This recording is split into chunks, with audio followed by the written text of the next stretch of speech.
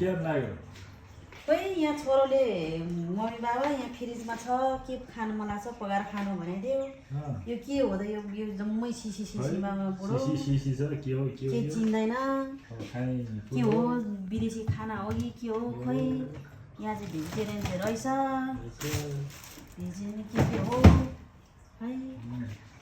यो के हो सानो त्यो यो बोतलतिर डिप फ्रिजमा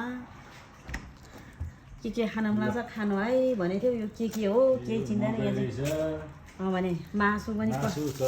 कति धेरै रहेछ रोटी यहाँ रोटी पकाएर राखेको छ यहाँ जम्मै कुरो यसरी राख्छ है के हो त बुढो ससेज रहेछ स्वीट कर्न रहेछ यसरी खान्छ कि क्या हो यहाँ विदेशमा त हाम्रो त नेपालमा त हुँदैन पो हामी त ल्यायो खुर्र गयो किन्यो ल्यायो है